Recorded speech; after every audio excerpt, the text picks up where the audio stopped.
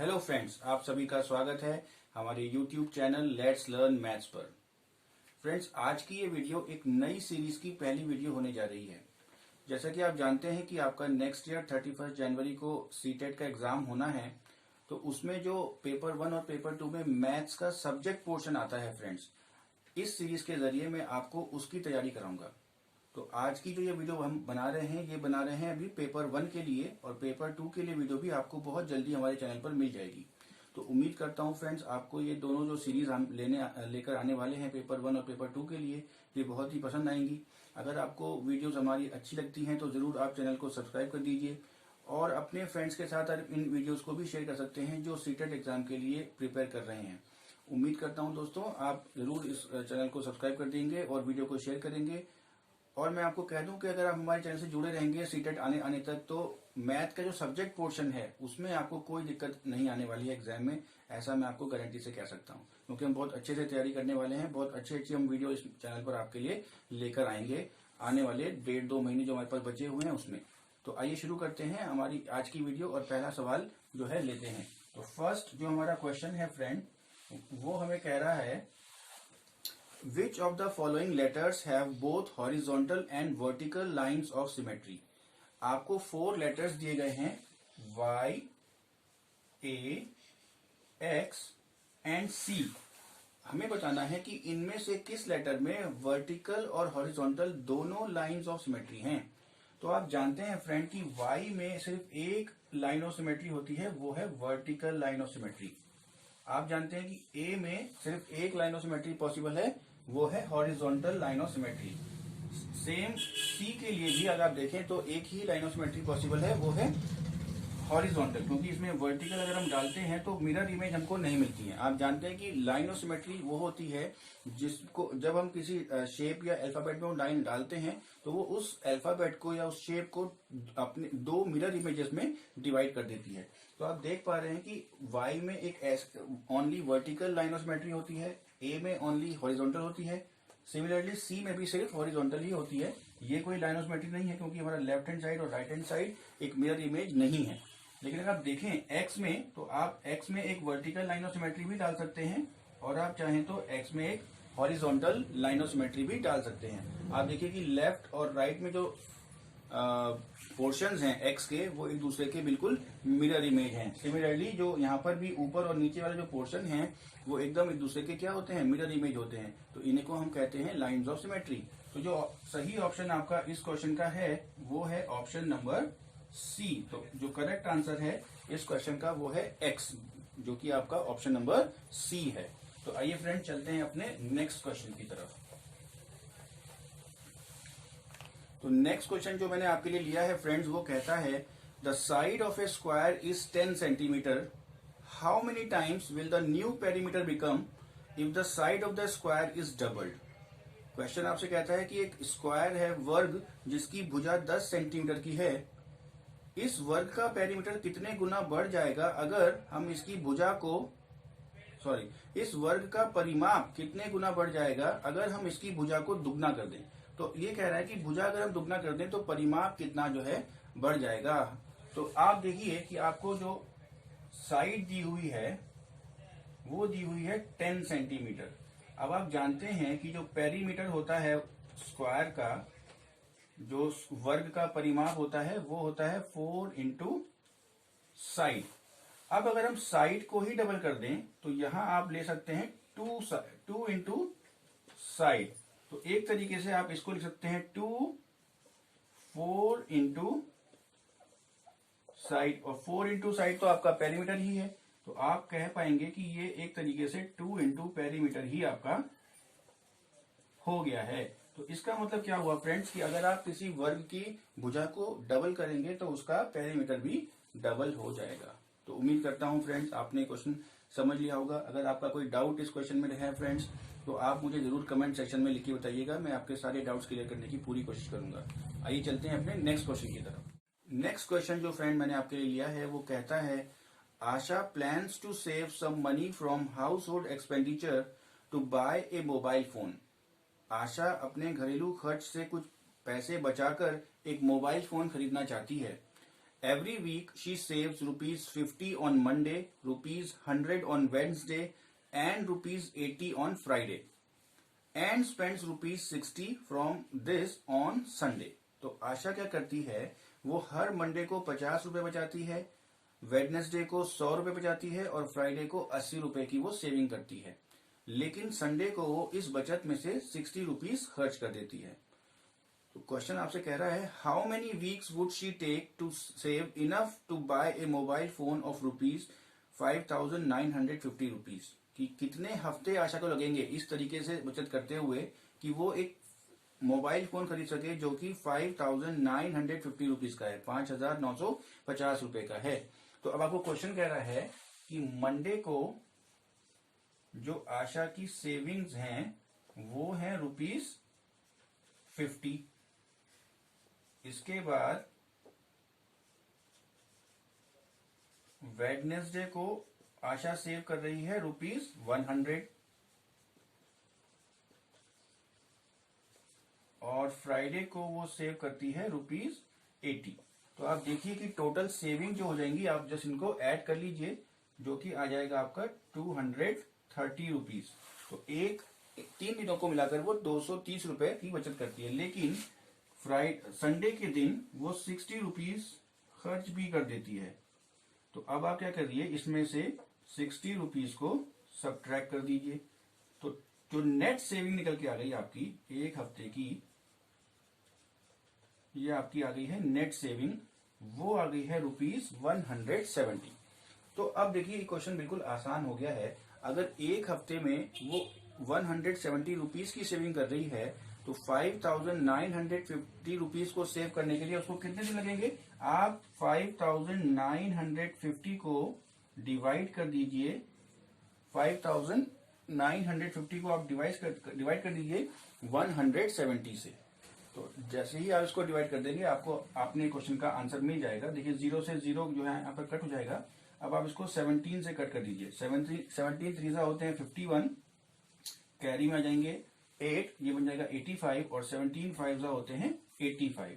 तो इसका मतलब आशा को 35 वीक्स लगेंगे फ्रेंड्स, अपनी जो उसको मोबाइल फोन लेना है उसको खरीदने के लिए, क्योंकि 35 हफ्ते में ही वो इतने रुपए की बचत कर पाएगी, एक हफ्ते में 170 रुपए के हिसाब से।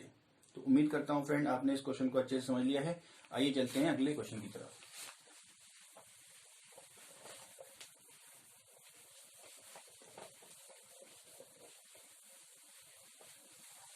नेक्स्ट क्वेश्चन फ्रेंड्स जो हमने लिया है वो कह रहा है, व्हाट नंबर एम आई, मैं कौन सा नंबर हूं। अब ये नंबर अपने बारे में बताता है कि I am a 2 digit even number, मैं एक दो अंकों का सम नंबर हूं, सम संख्या हूं। I am common multiple of 3 4 and 6, यानी ये कॉमन मल्टीपल है 3 4 और 6 का, ऐसा नंबर है जो 3 4 और 6 तीनों से विभाजित हो जाता है। आई हैव टोटल 9 फैक्टर्स, और इस नंबर के 9 फैक्टर्स हैं। तो आपको जो ऑप्शन दिए गए हैं फ्रेंड्स क्वेश्चन में वो हैं 36, 48, 56 और 24। अब देखिए पहला जो हिंट आपको दिया गया है ये कहता है कि I am a 2 digit even number, जो कि ये सारे ही नंबर हैं, ये सारे ही नंबर 2 डिजिट के हैं और इवन हैं। नेक्स्ट ये कह रहा है कि I M common multiple of 3 4 and 6। तो आप देखिए कि 3 4 और 6 के टेबल में तो 36 भी आता है, 48 भी आता है, 24 भी आता है, लेकिन 56 जो है वो 6 के टेबल में तो नहीं आता है और 3 के टेबल में भी नहीं आता है। तो इसका मतलब ये ऑप्शन तो आपका कैंसिल आउट हो जाता है। अब हमारे पास बचते हैं 3 ऑप्शंस। अब ये कह रहा है कि आई हैव टोटल 9 फैक्टर्स। अब इनमें से जिस भी नंबर के 9 फैक्टर्स होंगे वही हमारे क्वेश्चन का आंसर होगा। तो आप देखिए कि जो 24 के फैक्टर हैं वो क्या हैं।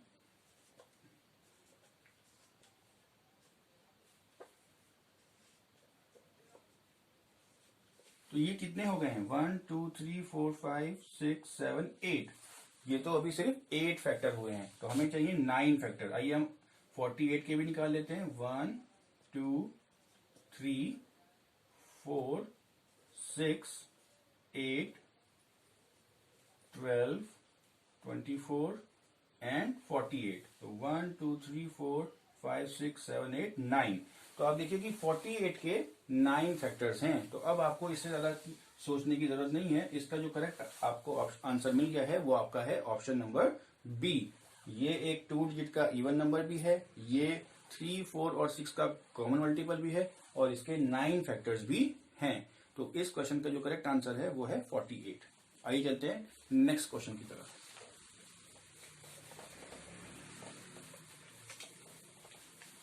नेक्स्ट क्वेश्चन फ्रेंड्स हमें कह रहा है a shopkeeper mixed 5.3 kilogram of almonds, 100 gram 2100 gram of raisin, 2.2 kilogram of cashews and packed the mixture equally into 2 dozen packets.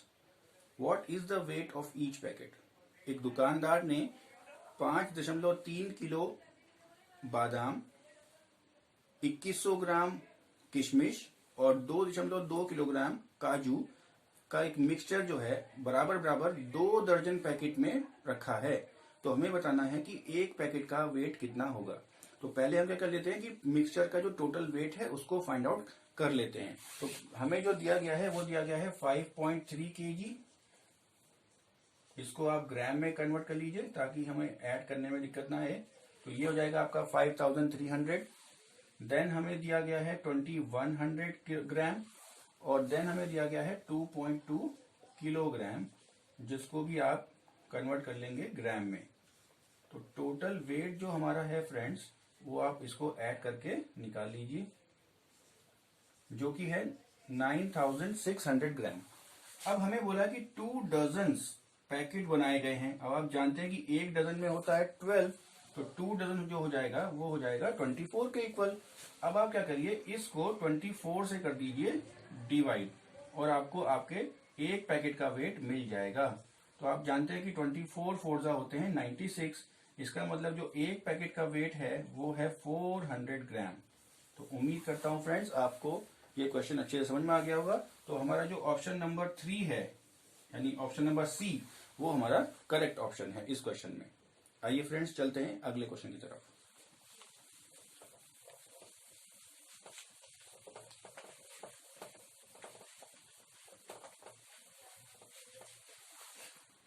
Next question friends कहता है a beaker is 3/7 filled with water. Another 16 liter of water is needed to fill the beaker to its brim. What is the capacity of the beaker? Question कह रहा है कि एक beaker है जो कि 3/7 हिस्से तक भरा हुआ है। अगर हम इसमें 16 लीटर पानी और मिला देते हैं तो ये जो बीकर है ये पूरा ऊपर तक भर जाएगा, यानी फुल हो जाएगा। ब्रिम टू इट्स ब्रिम का कहने का मतलब है कि ये पूरा भर जाएगा। तो what is the capacity of the beaker, हमें मालूम करना है कि इस बीकर की कैपेसिटी कितनी है, इस बीकर में कितना लिक्विड आ सकता है। तो अब हम मान लेते हैं कि इसकी कैपेसिटी जो है वो x लीटर है। अब ये हमें कह रहा है कि ये 3/7 पार्ट इसका भरा हुआ है, इसका मतलब इसमें 3/7 x लीटर ऑलरेडी वाटर है। अब ये कहता है कि अगर हम इसमें 16 लीटर और ऐड कर दें तो ये पूरा ब्रिम तक भर जाएगा, मतलब अपनी फुल कैपेसिटी तक, जो कि हमने x मान ली है। तो 3/7x प्लस 16 जो है वो आपका x के ही इक्वल होना चाहिए। अब हम इसको थोड़ा सा रीअरेंज कर लेते हैं, इसको हम ऐसे लिख लेते हैं x equals to 3/7x plus 16, जैसे हमने इसको रिवर्स कर लिया है। अब आप इस 3/7x को लेफ्ट हैंड साइड पे ले आइए और ये यहाँ पर आकर हो जाएगा सब्ट्रैक्ट, जो कि 16 के इक्वल होगा। अब आप जब इसका एलसीएम लेके सब्ट्रैक्ट करेंगे फ्रेंड्स तो ये हो जाएगा आपका 7x माइनस 3x अपॉन 7। आप जानते हैं कि 1 और 7 का जो एलसीएम आएगा वो 7 आएगा, और ये 16 के इक्वल है। अब आप इसको क्रॉस मल्टीप्लाई कर लीजिए, यहां से आपको मिलेगा 4x इक्वल टू, और ये हो जाएगा 16 इंटू 7। इस 4 से आप इस 16 को 4 पे कट कर सकते हैं, तो आपको जो x की वैल्यू मिल गई है वो मिल गई है 4 7 28। तो इस बीकर की जो कैपेसिटी है वो है 28 लीटर। तो इस क्वेश्चन का जो सही ऑप्शन है वो है ऑप्शन नंबर 1। आइए फ्रेंड्स चलते हैं अगले क्वेश्चन की तरफ।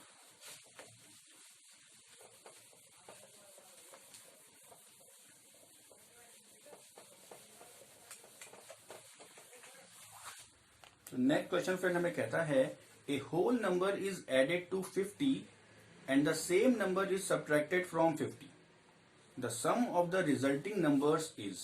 आपको 4 ऑप्शन दिए गए हैं, आपको ऑप्शन यहाँ पर दिखाई दे ही रहे हैं। तो क्वेश्चन कह रहा है कि एक होल नंबर को यानी एक पूर्णांक को हमने 50 में जोड़ा है और उसी पूर्णांक को 50 में से घटाया भी है। अब ये जो हमें दो सेपरेट नंबर मिलेंगे पूर्णांक में 50 जोड़ने पर और 50 में से पूर्णांक को घटाने पर, तो उनका रिजल्टिंग सम कितना है, उन दोनों को अगर हम आपस में जोड़ दें तो क्या होगा। तो हम मान लेते हैं फ्रेंड्स कि वो पूर्णांक जो हम जोड़ रहे हैं या घटा रहे हैं वो x है। तो पहले हमने क्या किया है, इस पूर्णांक को 50 में ऐड किया है और फिर दूसरा नंबर कैसे मिला हमको, इस पूर्णांक को 50 में से सब्ट्रैक्ट करके। तो अब क्या करिए, आप इन दोनों नंबर्स को आपस में ऐड कर दीजिए। तो 50 प्लस एक्स, क्योंकि हमें इन्हीं का ही सम निकालना है, तो ये हो जाएगा प्लस 50 माइनस एक्स। और देखिए कि एक्स से एक्स कैंसिल हो जाएगा और 50 प्लस 50 जो है वो आपको मिल जाएगा 100। तो इस क्वेश्चन का जो सही आंसर है फ्रेंड वो है 100, जो कि आपको मिल रहा है ऑप्शन नंबर 1 में। तो ऑप्शन नंबर 1 इस क्वेश्चन के का बिल्कुल सही आंसर है। आइए फ्रेंड्स चलते हैं अगले क्वेश्चन की तरफ।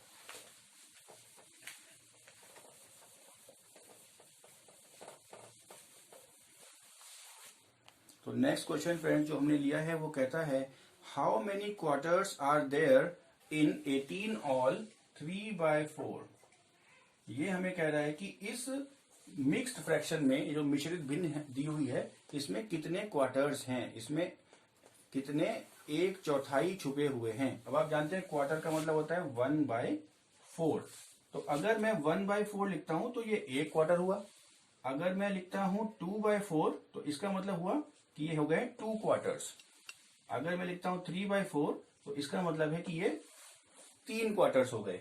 तो इसी तरीके से फ्रेंड्स आप इसको जो है, जो आपका अनुचित भिन्न होती है, इम्प्रॉपर भिन्न, इम्प्रॉपर फ्रैक्शन, उसमें आप इसको कन्वर्ट कर लीजिए।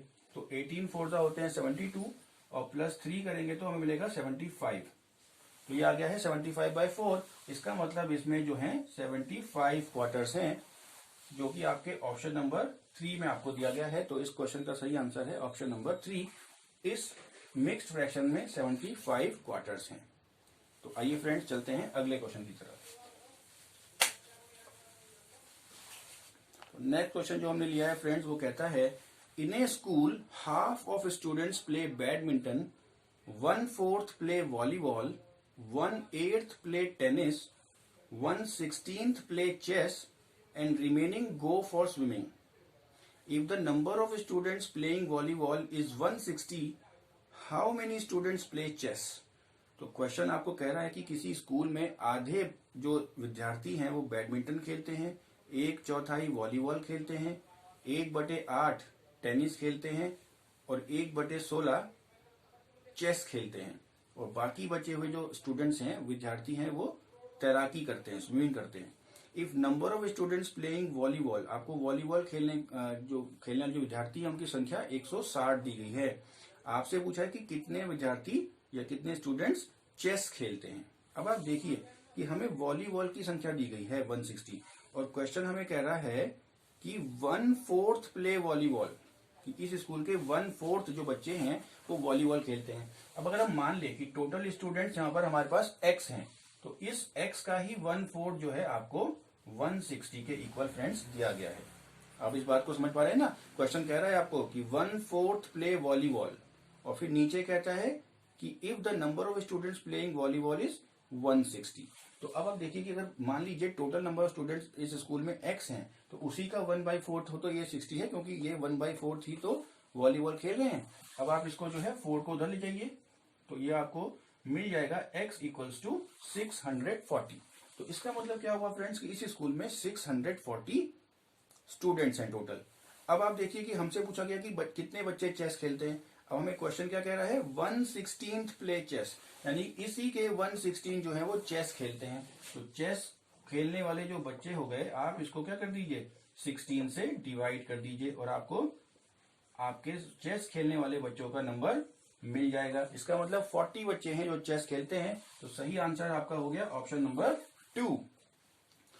उम्मीद करता हूँ आपने क्वेश्चन को अच्छे से समझा होगा। अगर कोई डाउट अभी भी क्वेश्चन में है तो जरूर आप कमेंट सेक्शन में मुझे लिखकर बताइएगा, मैं इसको जरूर आपके डाउट को सॉल्व करूंगा। आज हमने जितने भी क्वेश्चंस आपको कराए हैं वो आपने अच्छे से समझ लिए होंगे फ्रेंड्स। किसी भी क्वेश्चन में कोई डाउट अगर आपको है तो आप मुझे जरूर अपने डाउट को मुझ तक पहुंचाइएगा, मैं आपके हर डाउट को क्लियर करने की कोशिश करूंगा।